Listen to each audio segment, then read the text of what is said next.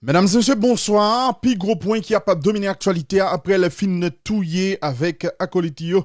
Plus passé 40 haïtiens. Il y a un chef gang qui relève ISO 2 qui a fait l'appui et le beau temps dans la zone 15 Kof, qui séquestré, qui kidnappé un ensemble de monde que le pat Guintan est touillé. Et monsieur publié vidéo sur les réseaux sociaux, l'a fait autorité au chantage, les menacé, touiller tout le monde ça yo, y compris une série de petits bébés que le kidnappé également. Si toutefois la police nationale d'Haïti a décidé d'attaquer et puis tuer ou bien éliminer et quelques membres gang que li a dirigé pour des raisons éthiques, nous pas le publier vidéo ça sur écran, nous pas le forward, mais chef gang nan Jacques Ndia li menacé exécuter environ 50 personnes comme ça qui n'emmènent que le kidnappé si toutefois yo t'a décidé, si toutefois la police nationale d'Haïti t'a décidé et attaquer les fait déclaration ça hier après que l'été fin touillé en ensemble de moun dans commune 15 Kof. Monsieur partagé une vidéo de 3 minutes côté li montrer que il y a une vingtaine de moun nan mel, il y a des hommes, des femmes, des enfants que le prend en otage et puis dans la même vidéo ça li relé des criminels pareil, li relon premier qui dit il y a 13 nan mel, li relon l'autre qui dit il y a nan mel tout, ça fait yon total en tout cas le fait calcul là, c'est près d'une cinquantaine de personnes monsieur nan mel li déclaré dans vidéo ça si la police ou bien si yon chien li si yon soldat t'a gen difficulté t'a prend on balle eh bien la touyer tout le monde ça yo qui nan mel massacre 15 comme ça, j'en connais des liens en vidéo, c'est un énième massacre qui fait et qui sa autorité a dit absolument rien. Le gouvernement, il publie un communiqué sur Twitter.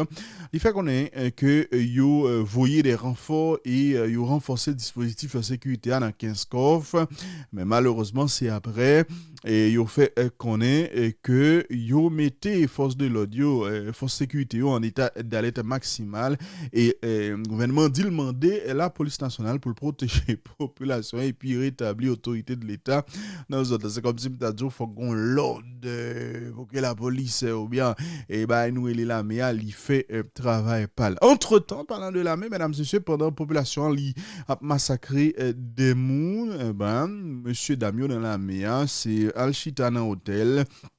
Fait gros discours en français pour montrer aux populations que y a un travail sérieux que y a fait dans son ça entendez par exemple Mario André-Sol dans un discours que fait dans activité qui t'a fait dans un hôtel dans la capitale là et à propos de l'armée d'Haïti. Allez, entendez Mario André-Sol Zanmimio de la République, madame l'ancienne sénatrice du Nord,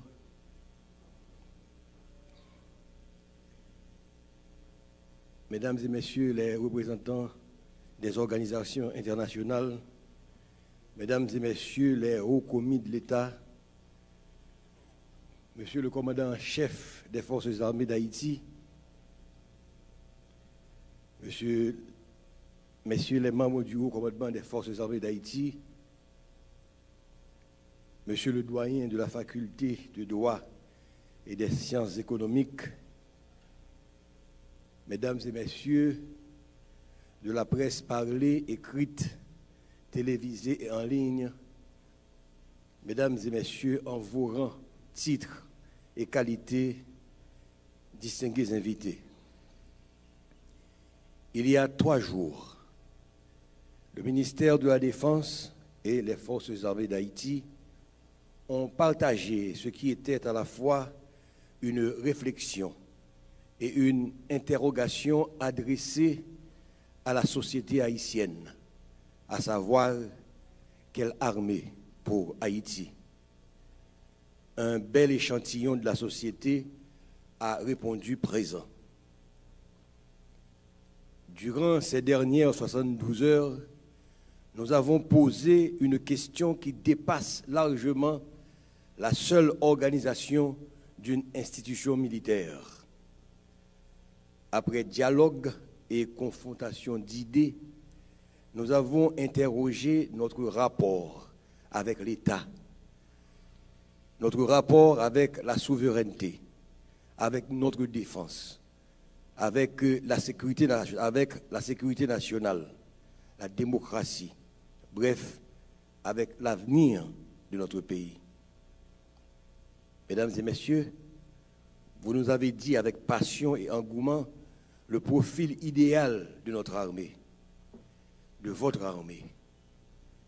Nous avons pris note.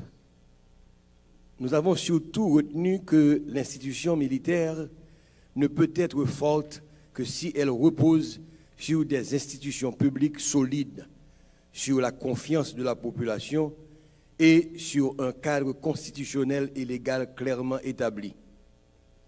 Je prends l'engagement, de concert avec le haut commandement de l'armée, pour que vos idées lumineuses alimentent notre doctrine, nos règlements, nos règles d'engagement et tous les documents qui vont régir le futur des forces armées d'Haïti. Officiers, sous-officiers, soldats,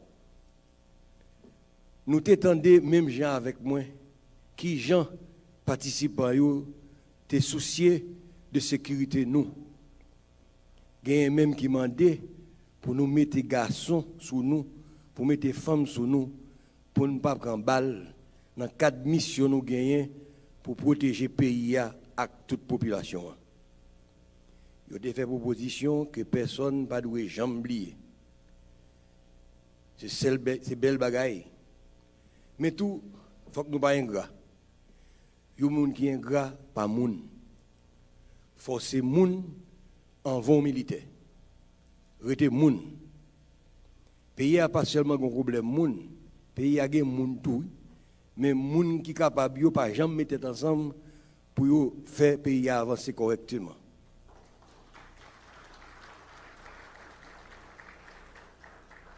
On nous rete moun et puis moun chaque jour. Apprendre mes pays sans que ce pas affaire pas nous n'a réglé. Si chaque moun a réglé les affaires, le pays a toujours dans tchouboum. Toujours songer la caille c'est la caille. Étranger pas arranger pays pour nous, c'est nous pour faire avec force courage nous dans l'union et dans la paix. Mesdames et messieurs, j'ai suivi des prises de position en atelier, dans les panels et dans les couloirs. Les débats parfois houleux et les positions antagoniques dans les ateliers m'apprennent un moment d'éveil du nationalisme haïtien. Il me rappelle qu'une nation qui ne s'organise pas pour assurer sa propre défense et qui ne débat pas de son armée est une nation qui charge les autres de le faire à sa place. Mesdames et messieurs, vos réflexions nous ont permis de répondre à la question qui a suscité l'organisation de ce forum. Quelle armée pour Haïti? L'armée que nous voulons tous est une armée intelligente en ces temps d'intelligence artificielle, avec tout ce que cela implique de rupture stratégique, de risques éthiques et de mutations technologiques. Une telle armée ne se mesurera pas par le nombre de ses soldats ou la puissance de ses blindés, mais par sa capacité à fusionner l'humain et la machine pour décider plus vite et agir avec précision. Une armée qui protège le territoire et la souveraineté nationale. Une armée qui s'inscrit durablement dans la consolidation de l'état de droit et le respect des institutions démocratiques. Une armée qui demeure structurellement au service de la nation et non d'un groupe, d'un clan, d'un parti ou d'un intérêt particulier.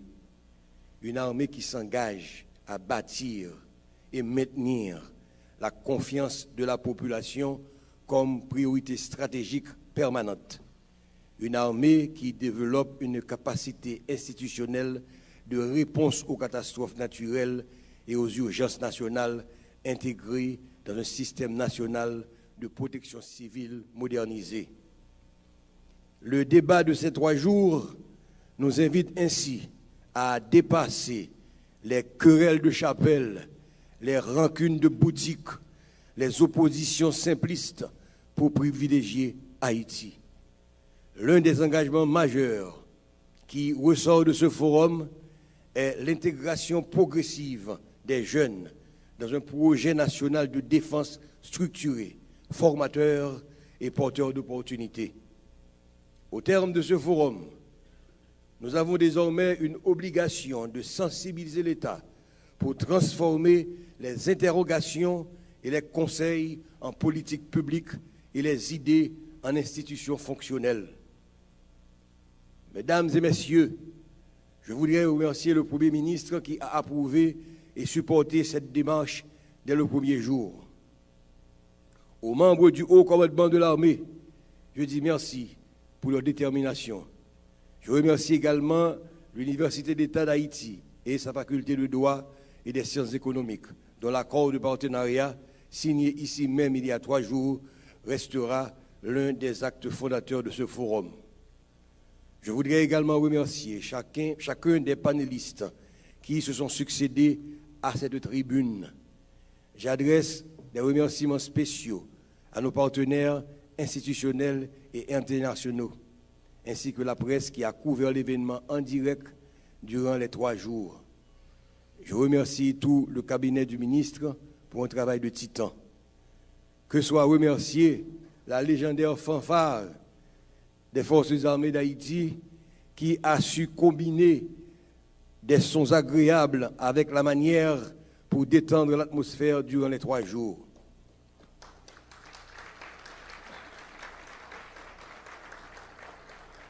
Je remercie chacun d'entre vous pour votre présence ici. Un remerciement spécial à Mme Chantal Joseph et à son équipe pour son souci du travail bien fait. Sont également remerciés le secrétariat privé du ministre, les membres du protocole, les cadres du ministère, tous ceux et toutes celles qui ont contribué à la réussite de ces assises. Je voudrais remercier chaleureusement tous les intervenants qui ont contribué à la richesse de ces 3 journées. En clôturant ce forum, j'invite à retenir une idée simple.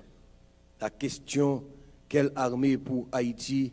nous oblige désormais à répondre par des actes à une question encore plus fondamentale. Quelle Haïti voulons-nous construire? Et surtout, comment allons-nous la construire?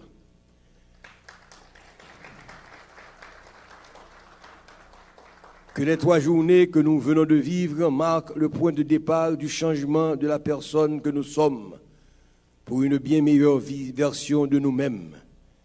Qu'elle soit non pas la fin d'une discussion, mais le point de départ d'une réforme nationale structurée de notre système de défense et de sécurité.